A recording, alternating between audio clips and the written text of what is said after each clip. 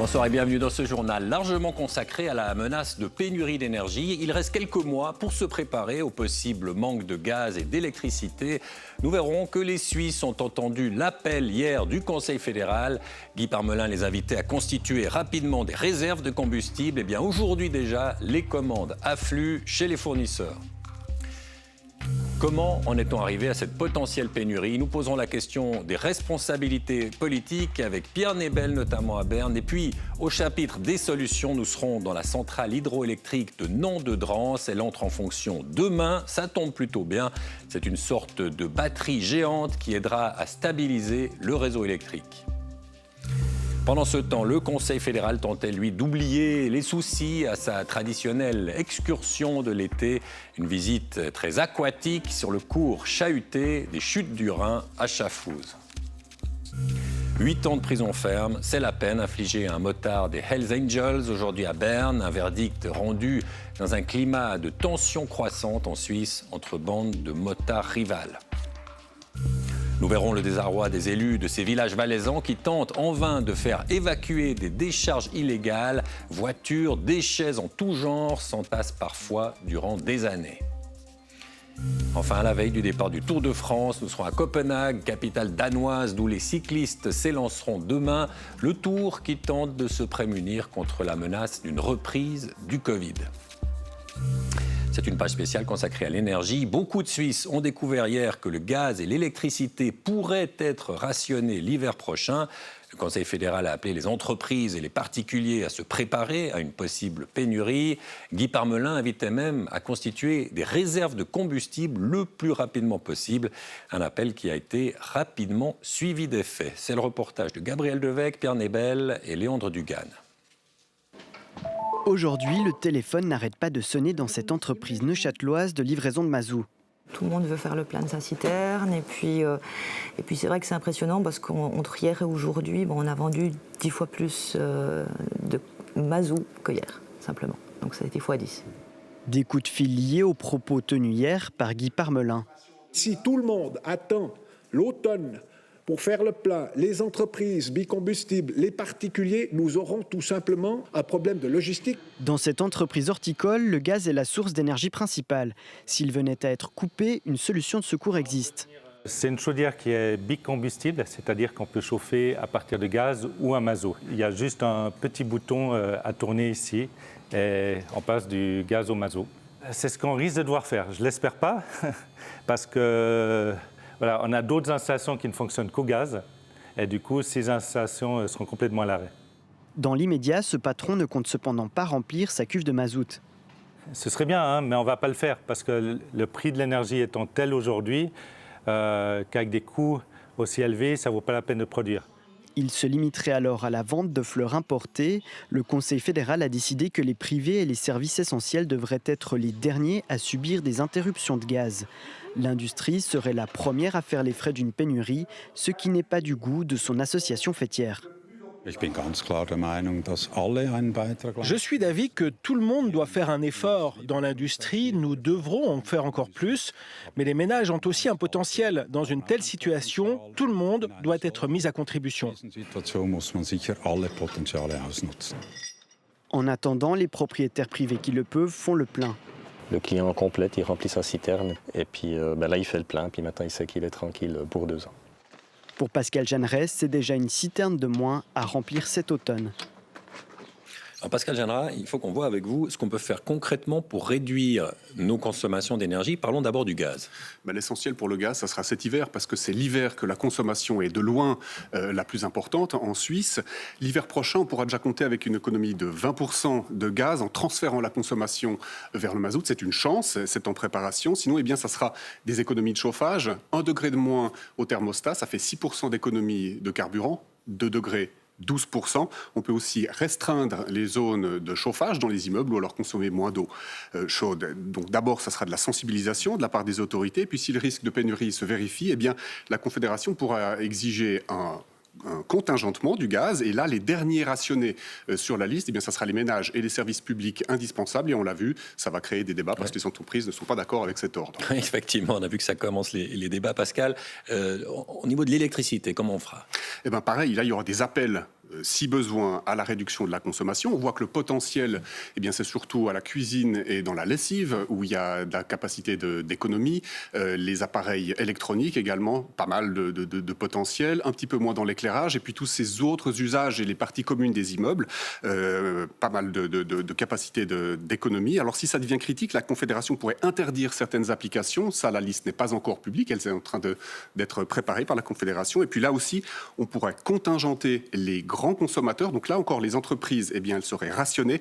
Et puis en ultime recours, eh bien, des coupures ciblées par région, temporaires, pourraient être introduites. Et là, ça serait véritablement pour éviter un effondrement du réseau, l'ultima ratio contre le fameux blackout. Merci beaucoup, Pascal. On a vu cette menace imminente, possible de pénurie, pose aussi la question forcément des responsabilités politiques. Dans un des pays les plus riches du monde, on n'a pas réussi à prévoir, on a 10 ans de retard, c'est ce que disait hier ici même le professeur Stéphane Genoux. Alors comment la Suisse et son gouvernement ont-ils pu en arriver là? Des éléments de réponse avec Jean-Marc Berger. Chauffage rationné et manque d'électricité, le blackout énergétique, on l'envisageait depuis longtemps, mais on ne pensait pas que ça pourrait être pour cet hiver déjà. Comment en est-on arrivé là? Nous avons confronté deux regards, l'un de gauche, l'autre de droite. D'abord sur la sortie du nucléaire décidée en 2017 et qui a conduit à l'arrêt de la centrale de Mühleberg, sortie précipitée. On a décidé de supprimer le nucléaire parce qu'on a eu peur, parce qu'il y a eu un tsunami au Japon. On a pensé que ça allait arriver en Suisse. Et là, je crois qu'on n'a vraiment pas réfléchi assez loin. On a pris une décision sur le coup de l'émotion. Alors, de toute façon, les centrales nucléaires existantes, elles sont en bout de course. Si on avait voulu rester dans le nucléaire, il faudrait envisager d'en reconstruire, ce qui prendrait une trentaine d'années. Importation d'électricité nucléaire et de gaz à la venue de l'hiver. Avec sa stratégie énergétique 2050, la Confédération est restée dépendante de l'étranger. Trop dépendante ? On est resté trop dépendant parce qu'en fait, on a environ 2/3 de notre approvisionnement énergétique, le gaz et le pétrole, qui dépendent de l'étranger. On aurait dû se libérer beaucoup plus vite du gaz pour le chauffage, c'est-à-dire assainir les chauffages, isoler les maisons. Enfin, les énergies renouvelables devaient venir combler le déficit d'électricité. La gauche a-t-elle été trop naïve ? La population ne veut pas d'éoliennes. On doit vraiment insister sur créer des nouveaux stockages avec l'hydraulique. Et ça, en Suisse, on a de l'eau, on a la possibilité d'avoir ces stockages. Et allons dans cette direction. Et là, c'est quand même les gens de gauche et de la protection de la nature qui font des oppositions. Deux interlocuteurs opposés avec un espoir commun, que les pénuries annoncées poussent la Suisse à produire enfin son énergie plus localement. Pierre Nebel, on vous retrouve à Berne. On a vu l'irruption soudaine dans le débat public de cette possible pénurie d'énergie. On peut dire que ça bouscule vraiment tout le débat politique aujourd'hui. Oui, songez simplement qu'il y a 10 mois à peine, la sécurité de l'approvisionnement énergétique du pays, c'était un non-sujet dans la population. La simple idée qu'en branchant son toaster le matin, il pourrait peut-être un jour ne plus avoir de courant, ça semblait irréaliste. La simple idée de devoir baisser la température dans son logement pour économiser du gaz, là aussi, ça aurait semblé parfaitement absurde. Ce qui se passe à présent, c'est qu'un thème qui n'a été abordé qu'à la marge du débat politique entre spécialistes, eh bien ce thème, il devient soudain extrêmement concret pour la population. Il s'invite au centre de l'agenda politique. En très peu de temps, si vous voulez, on est passé du taux de CO2 au taux de remplissage des citernes à mazout. Alors, bien sûr, la question climatique n'a pas disparu, loin de là, mais maintenant, elle est concurrencée à court terme par d'autres questions très terre-à-terre. Par exemple, est-ce qu'on aura assez de gaz pour passer l'hiver? Tout ça, bien sûr, va agiter le débat politique ces prochains mois et peut-être même jusqu'aux prochaines élections fédérales l'année prochaine. Merci beaucoup, Pierre. Et puis, une bonne nouvelle dans ce contexte, c'est le hasard du calendrier. C'est demain qu'entre en fonction une centrale hydroélectrique géante, celle de Nant-de-Drance, dans la vallée du Trien, en Valais. Après 14 ans de travaux et plus de 2 milliards d'investissements, cette centrale de pompage-turbinage va jouer le rôle d'une sorte de batterie géante pour stabiliser le réseau électrique. Anne-Katia Marchand. Tout semble immobile depuis le barrage du Vieux-Émosson à 2225 mètres d'altitude. Pourtant, deux prises d'eau sous-marines reliées à des conduites descendent 500 mètres plus bas au cœur de la montagne, dans la caverne de Nant-de-Drance. Là, 6 impressionnantes pompes turbines produisent le courant. Quand vous avez trop d'énergie sur le réseau, par exemple quand les énergies renouvelables produisent beaucoup, lorsque vous avez beaucoup de soleil ou beaucoup de vent, vous pouvez stocker de l'énergie en pompant de l'eau du lac inférieur vers le lac supérieur. Et quand le réseau ou les consommateurs ont besoin d'énergie, à ce moment-là, vous retirez l'eau du lac supérieur, vous la passez à travers les turbines pour produire de l'énergie électrique et pour la restituer sur le réseau. À sa puissance maximale, le système fournit 360 mètres cubes d'eau par seconde, l'équivalent du débit du Rhône à Genève. Et en quelques minutes, les turbines peuvent passer d'une puissance de 0 à 900 mégawatts. L'aménagement de Nandedrans, ce n'est rien d'autre qu'une gigantesque batterie. Pour vous donner un ordre de grandeur, sa capacité correspond à celle de 400 000 batteries de voitures électriques de taille moyenne. Un immense accumulateur qui ne suffira néanmoins pas à satisfaire la forte demande hivernale. Nandedrans ne travaille pas sur un cycle saisonnier, c'est-à-dire que nous n'avons pas la possibilité de stocker de l'énergie pour l'hiver prochain. Nous travaillons sur un cycle journalier et hebdomadaire, c'est-à-dire que nous allons compenser les besoins en électricité sur la journée et sur la semaine. Nandedrans, une centrale à la pointe de la technologie, un atout pour assurer la stabilité du réseau électrique. Et le Conseil fédéral aura pu oublier ses soucis énergétiques avec sa traditionnelle course d'école aujourd'hui. Une visite qui aura tout de même offert son lot d'éclaboussures aux chutes du Rhin, à Chafouz, après Meyrin en avril et avant le Tessin demain. Le président Ignacio Cassis emmène ses collègues littéralement aux quatre coins de la Suisse. Fanny Zürcher. Elle figure parmi les plus grandes cascades d'Europe. Pour la traditionnelle course d'école du Conseil fédéral, Ignacio Cassis a choisi un symbole national, les chutes du Rhin. Il y a des millions d'étrangers qui viennent ici en haut du rocher, mais pas nécessairement des Suisses. Donc c'est un Tessinois qui a amené ses collègues à Chafouz en haut de ces rochers. Et j'en suis fier. La fierté du président, la magie du lieu, mais cette excursion, c'est surtout l'occasion pour les 7 sages de souffler un peu après une année compliquée. C'était assez marrant, là. J'ai vu avec le président, avec Ignacio Cassis, on avait envie en fait de passer d'un bateau à l'autre, c'était possible. Un peu comme deux enfants sur des bateaux, sur un lac ou pendant les vacances, course d'école, ça rappelle un petit peu ça. Voilà, c'est très détendu et c'est aussi ce qui fait la beauté de ces moments. Je pense que cette course d'école, elle est quand même importante pour le Conseil fédéral parce que c'est vrai, on a eu la pandémie, on a une situation de guerre en Europe aujourd'hui. C'est lourd pour le Conseil fédéral, pour un gouvernement. Pas question donc de parler des dossiers qui fâchent. Aujourd'hui, j'ai sorti un chapeau à la Harrison Ford pour pouvoir me protéger un petit peu du soleil. Même si la politique n'est jamais bien loin. On voit tout ce débit d'eau. Hier, vous parliez de pénurie d'électricité. Ça vous inspire? Un petit barrage sur les chutes du Rhin? Quelques turbines, naturellement. Bon, je ne connais pas tout l'historique. Il y a sûrement des aspects précis qui doivent protéger le site aussi. Mais naturellement, on parle de pénurie. Quand même, si vous montez sur le petit sommet là-bas, on voit que le niveau d'eau est nettement plus bas qu'en temps normal. Donc c'est aussi un souci. Mais pour l'heure, place au bain de foule dans les ruelles de Chafouz. Quelques 1000 personnes ont fait le déplacement pour voir les ministres de près. Ce genre de scène, cela ne peut arriver qu'en Suisse. On est tous les uns sur les autres, les gens du coin, les touristes. C'est phénoménal. Demain, Ignacio Cassis emmènera le collège sur ses terres tessinoises. Un répit bienvenu, 3 jours avant la conférence de Lugano consacrée à l'Ukraine. Aux États-Unis, cette décision va porter un coup très dur à la politique climatique. Une semaine après son vote contre l'avortement, la Cour suprême, à majorité conservatrice, interdit à l'Agence américaine de l'environnement d'imposer des règles contraignantes aux industries polluantes. Les explications de notre correspondant aux États-Unis, Gaspard Kuhn. C'est un nouvel arrêt qui fera date pour la Cour suprême à majorité conservatrice. Elle retire à l'Agence de protection de l'environnement le droit d'édicter des règles contraignantes pour les industries polluantes. À l'origine de cette bataille juridique, la politique de Barack Obama pour limiter les émissions de gaz à effet de serre. Aujourd'hui, nous sommes ici pour annoncer le plan pour une Amérique à l'énergie propre, après 2 ans de travaux. C'est le pas le plus important qu'ait pris l'Amérique dans la lutte contre le réchauffement climatique. Politique contre laquelle se dressent les industries polluantes d'États comme la Virginie occidentale. Avec Donald Trump, ces États obtiennent l'annulation de la politique climatique, alors que les États-Unis restent le deuxième pays le plus pollueur de la planète derrière la Chine. Arrivé au pouvoir, Joe Biden réaffirme des objectifs ambitieux.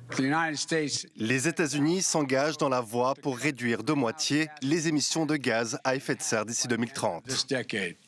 Douche froide aujourd'hui, dans un arrêt par 6 juges contre 3 qui divise à nouveau conservateurs et progressistes en 2 camps, la Cour suprême estime que c'est au Congrès de légiférer sur ces questions.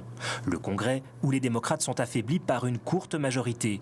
L'agenda climatique a de nouveau du plomb dans l'aile aux États-Unis. À travers son interprétation du droit sur le port d'armes, l'avortement et maintenant l'environnement, cette Cour suprême s'affirme comme une force politique à part entière sur laquelle il faudra compter aux États-Unis. Et l'arrivée de la nouvelle juge progressiste Ketanji Brown Jackson, qui prête serment aujourd'hui, ne changera pas fondamentalement les équilibres au sein de cette Cour. À Paris, le verdict est tombé hier dans le procès des attentats djihadistes de 2015. Le dernier terroriste encore en vie, Salah Abdeslam, a écopé de la peine la plus sévère. Il ne sortira sans doute jamais de prison. Pour les parties civiles, c'est un dénouement qui doit les aider à tourner la page de l'horreur. Marie-Urbain, Anne Fournier. 148 jours d'audience, 120 pages pour motiver le verdict. Des heures d'une tension forte, le procès du 13 novembre 2015 entre dans l'histoire. Salah Abdeslam, seul survivant du commando de cette nuit d'horreur, écope de la perpétuité incompressible, soit avec une possibilité infime de libération. Pour les 19 autres accusés, des peines qui vont de 2 ans d'emprisonnement à la perpétuité. Les peines sont sérieuses. La notion de la perpétuité réelle pour Salah Abdeslam est très symbolique. Et à mon sens, alors il n'y a pas l'idée de se réjouir. On est sur une décision qui correspondait à ce qu'on devait attendre. Moi, ça me fait pas plaisir d'envoyer des gens en prison. J'aurais préféré que ces attentats aient jamais lieu et que ces gens-là aient jamais à être envoyés en prison non plus. Et donc, c'est quand même le sentiment aussi d'un immense gâchis. Mais la justice, elle est venue réparer ce qui aurait jamais dû se passer, quoi. 6 ans et demi après cet enfer au cœur de Paris qui a fait 132 morts, ce procès, loin d'effacer le traumatisme, permet d'imaginer l'après pour David Fritz Göppinger, otage durant 2 heures dans la salle de concert du Bataclan. Lui a photographié les couloirs du procès pour sortir de sa passivité de victime. Nous l'avons rencontré en amont. Ce procès a été extrêmement réparateur. Il y a 1 an, j'attendais rien de cette audience. Et là, 1 an après, je me rends compte que c'était incroyable de passer 10 mois ici, d'avoir cette chance de déjà d'écrire, de produire des choses, et en plus de vivre en tant que victime un décortiquage aussi chirurgical de ce qui m'est arrivé et ce qui nous est arrivé en fait. Après la lecture du verdict, on a ressenti ici beaucoup d'émotions et de soulagement aussi. 10 mois de procès, des moments très intenses, de la colère encore, mais aussi l'impression que la justice a eu son mot. Alors pour beaucoup de témoins ou proches de victimes, il y a désormais le besoin de passer à autre chose, du moins d'essayer. En Suisse, c'est le procès d'une guerre des gangs de motards qui s'est achevé aujourd'hui à Berne. Un procès qui intervient dans un climat de tension marqué par la récente fusillade entre Bandidos et Hells Angels à Genève. Au tribunal de Berne, 22 motards comparaissaient pour une rixe, une fusillade sanglante survenue en 2019 à Belp. Daniel Scher, Julien Guillaume. Jet-pierre, gaz lacrymogène, lance à eau, ça c'était il y a 1 mois, l'ouverture du procès des gangs de motards à Berne. Ce matin, pour le verdict, c'était beaucoup plus calme. 300 supporters Hells Angels tenus bien à l'écart du tribunal et pas de rivaux Bandidos à l'horizon. La police bernoise a déployé encore plus de moyens. Entre Bandidos et Hells Angels, l'inimité est là. Il ne faut même pas une étincelle. La propension à la violence est élevée. Et la police a la tâche ingrate de s'interposer entre les 2 groupes ennemis. Dans ce procès bernois comparaissaient 22 membres de gangs de motards. Il y a 3 ans, ces personnes s'étaient violemment affrontées ici à Belp, près de Berne, dans ce qui ressemble à une guerre de territoire. Aujourd'hui, le principal co-accusé, un bandido de 37 ans, écope de 8 ans de prison ferme pour tentative de meurtre sur un Hells Angels. Son avocat est mitigé. On est d'accord avec le fait que la légitime défense a été reconnue dans le cas de mon client. Mais d'un autre côté, la peine prononcée aujourd'hui est trop élevée. D'autres motards écopent également de peines de prison ferme pour participation à la rixe. Le ministère public bernois est satisfait des condamnations. Après, c'est vraiment une question philosophique de savoir si une condamnation a un effet préventif. Je crois que les bandes de motards existent depuis longtemps et toutes ne sont pas violentes. À voir si les condamnations du jour auront un effet préventif, ça, je ne peux pas le dire. Aucune des parties n'a encore indiqué si elle voulait faire appel de ces condamnations. Julien Guillaume, vous avez suivi ce procès pour nous. Alors, il y a les condamnations. Elles ne vont pas suffire à enrayer la violence qu'on voit en Suisse entre ces gangs de motards aujourd'hui. Écoutez, j'ai des doutes à ces gangs de motards. Vous savez, en Suisse, les rivalités sont de plus en plus fortes entre ces gangs de motards. Depuis 3 ans, les bandidos cherchent à s'implanter en Suisse. Ils ont déjà ouvert 2 succursales, une à Sion, l'autre à Thun. Et cela ne plaît pas aux Hells Angels, les premiers arrivés en Suisse depuis 1970. Et ça débouche sur des rixes parfois violentes. On l'a vu encore le mois passé à Genève. Alors le verdict du jour, avec des peines parfois lourdes, mais aussi des acquittements, ne va sans doute pas changer la donne. Le président du tribunal l'a rappelé ce matin.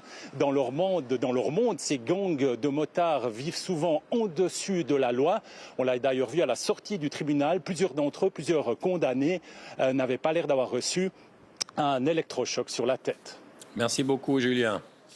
Le conseiller national Roger Coppel doit conserver son immunité parlementaire. C'est du moins l'avis de la commission des affaires juridiques du Conseil des États.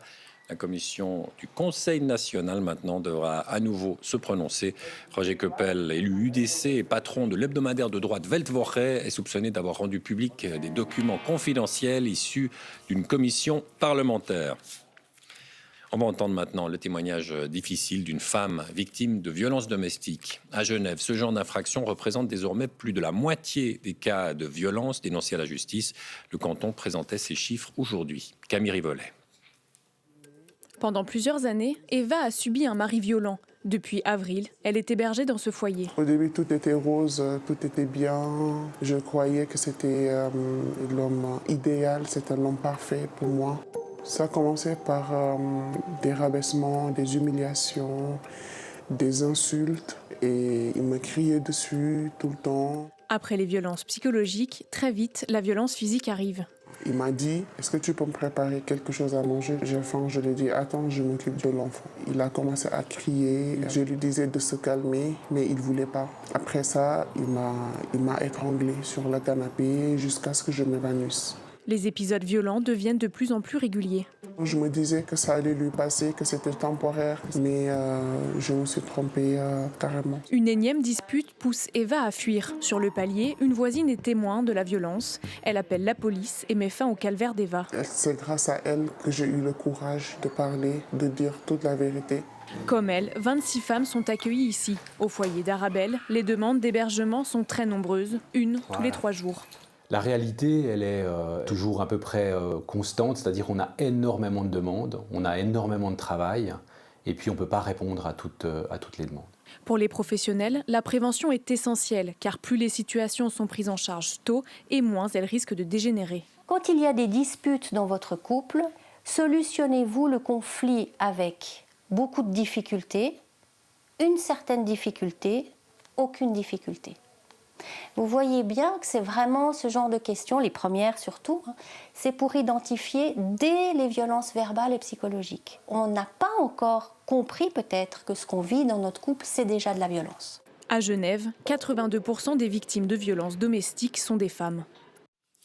Le grand format de ce journal va nous emmener dans ces villages valaisans qui ne savent pas comment se débarrasser de leurs décharges illégales. Des privés entassent sur leur terrain des déchets, voire des véhicules. Les images sont parfois spectaculaires, on va le voir, et les autorités démunies. Reportage à Wanjagu, Romain Carut. Cette maison de Saxon n'est pas la seule à être abandonnée. Le propriétaire laisse traîner tout un tas d'objets dans le jardin, de quoi irriter les gens de la commune. Il y a un risque quand même non négligeable de pollution. On a le canal ici à côté à moins de 10 mètres. Il y a quand même quelque chose à dire. Ce cas n'est pas isolé. Sur les hauts de la commune, le même propriétaire, qui n'a pas répondu à nos questions, entasse quelques 70 véhicules depuis plusieurs années. Les habitants sont lassés. C'est un thème récurrent à chaque assemblée primaire et on en a 2 par année. Ça revient tout le temps et on n'a jamais de réponse et la situation perdure. La commune assure faire le maximum, mais évoque des procédures juridiques complexes. Et pour ce qui est des 70 véhicules, elle dit que ce n'est pas de sa compétence. On va réinterpeller une xème fois le canton, mais je pense qu'à un moment donné, il faut arriver par tous les côtés parce que, visiblement, la voie épistolaire n'est pas la bonne. L'État du Valais rétorque que la commune peut très bien agir seule et qu'il a d'autres priorités. Sur l'entrepôt justement des véhicules, qu'à l'heure actuelle, il n'y a pas d'impact sur l'environnement proprement dit, il n'y a pas d'urgence à agir. Le canton n'intervient pas non plus de l'autre côté du Rhône, à l'Étron. Ici, le président se débat avec le propriétaire d'une décharge illégale. Celui-ci n'a pas voulu nous parler. Le président de l'Étron ne le lâchera pas. Alors aujourd'hui, on voit principalement des véhicules non immatriculés. Il y a des gravats de construction. Avec toutes les problématiques qu'on peut retrouver dans les produits toxiques, on ne peut pas autoriser ce dépôt dans cette situation-là. C'est des matériaux qui doivent être extraits et éliminés en décharge finalement. Ce constat est connu depuis des mois, mais régler le problème prend du temps. Il y a 4 étapes principales, notamment avec un avis, une décision, un suivi, pour arriver finalement aux travaux de substitution. Pour autant que le propriétaire ne retrouve pas raison, puis fasse lui-même l'évacuation des déchets. Et il vaut mieux, parce que quand les communes mandatent une entreprise, elles risquent de devoir assumer les frais. Les propriétaires n'ont souvent pas les moyens de rembourser. Les cyclistes du Tour de France se préparent à partir demain de Copenhague au Danemark pour la première étape. Et cette année, c'est au Covid qu'ils craignent d'être testés positifs. La menace de la pandémie plane comme une ombre sur le peloton. Patrick Deletreau, Pascal Turner. Les coureurs du Tour de France ont été acclamés par une foule en délire hier à Copenhague. Mais l'insouciance du public danois contraste avec la préoccupation première des coureurs et de leurs équipes, éviter à tout prix une contamination au Covid, car elle peut signifier une mise hors course. C'est clair, il faut maintenir une certaine routine hygiénique, vu ce qui se passait au Tour de Suisse maintenant. Donc on veut absolument éviter que... Après une semaine, la moitié du peloton est à la maison à cause du Covid. Il y a toutefois une nouveauté pour ne pas gâcher la fête. L'Union cycliste internationale a assoupli son règlement Covid. Lors d'un cas de Covid-19 au sein d'une équipe, la décision d'isolement éventuel sera prise de manière collégiale par le médecin de l'équipe concernée, le médecin Covid-19 de l'épreuve et le directeur médical de l'UCI. Bob Jungels, multiple champion du Luxembourg et vainqueur de Liège-Bastogne-Liège en 2018, est le premier coureur à profiter de cet assouplissement. Testé positif, mais asymptomatique et porteur d'une charge virale très faible, il pourra prendre le départ demain. Nous allons distribuer 40 000 masques aux gens accrédités dès lors qu'ils approcheront des coureurs. Mais ce sont surtout des mesures de bon sens qui ont été travaillées avec l'Union cycliste internationale et avec les représentants des équipes. Une demi-douzaine de coureurs ont dû être remplacés ces derniers jours suite à des tests Covid positifs, mais aucun des favoris n'est concerné. Le Slovène Tadej Pogačar pourra donc tenter de remporter un 3e Tour de France d'affilée. En finir avec Johnny Belle Gueule. C'est le spectacle de la Haute École de Théâtre de la Manufacture à Lausanne. C'est une adaptation du roman du célèbre auteur français Édouard Louis. Et l'écrivain a pu échanger avec les comédiens qui jouent jusqu'à samedi au Théâtre de Vidi. Julie Évard. Édouard Louis, au milieu des étudiantes et étudiants sortant de la Manufacture, la Haute École des Arts de la Seine romande, une volée que l'auteur français a accompagnée durant les 3 années d'études. Édouard, il développe une écriture qui est très empreinte du réel. Et c'est vrai que sur les thèmes politiques, les thèmes d'engagement, les thèmes actuels, c'est très important que les étudiants se confrontent à une écriture d'aujourd'hui. Donc il y avait un peu 2 enjeux. Un enjeu de politique, on va dire, de politique du réel. Et ça, c'était important pour nous. Et puis un enjeu aussi de respect-adaptation pour une écriture qui n'est pas destinée spécifiquement à la représentation. Et c'est En finir avec Eddie Belle Gueule que les jeunes comédiens ont adapté à la scène pour leur sortie de la Manufacture. Un roman autobiographique d'Édouard Louis dans lequel ce fils d'ouvrier d'un milieu populaire du nord de la France raconte notamment son enfance et adolescence faite de violence parce qu'il était gay. Moi, quand je fais l'autobiographie, je parle d'un monde que j'ai pas choisi, d'une famille que j'ai pas choisi, d'un milieu social que j'ai pas choisi, de parents que j'ai pas choisi, d'une sexualité que j'ai pas forcément choisie, avec laquelle je me suis débattu. Et donc, il y a cet aspect proprement collectif de l'autobiographie. Et c'est à ce moment-là que j'ai dit aux étudiants, donc il n'est pas question de ma vie à moi, il est question simplement de mon corps comme témoin d'un monde dans lequel vous vivez aussi. Et donc, vous pouvez vous saisir de cette vie, en faire ce que vous voulez, vous avez le droit de la réinterpréter, vous avez le droit de me trahir, vous avez le droit de dire ce que vous avez à dire du monde à partir de cette matière-là. On échangeait sur des livres qui ont beaucoup marqué son histoire, son parcours, Simone de Beauvoir, Foucault, Héribon, Annie Ernaux. Donc on échangeait sur ces œuvres-là. Ça a été plus spécifiquement vraiment comment se poser les questions sur ces questions de classe, de représentation sur scène. On a pas mal parlé de légitimité, de parler de ça. C'est toi le PD ? Et le résultat est puissant. Sous la conduite de la metteuse en scène italienne Daria De Florian, ce récit d'émancipation homosexuelle et de transfuge de classe devient celui du changement de vie des comédiens et de la prise en main de leur destin. 2 niveaux de lecture, mais une seule et bouleversante histoire. Et surtout la roue de la fortune. C'est la fin de ce journal. À suivre la météo de Stéphane Thiebaud. Et puis temps présent avec un documentaire qui s'intitule Fin de partouze pour Ghislaine Maxwell, la maquerelle de la jet set. Ça c'est temps présent. Et puis Ramdam ce soir parlera de l'appel de la rue. Demain vous retrouverez Jennifer Kovo. Excellente soirée sur la RTS.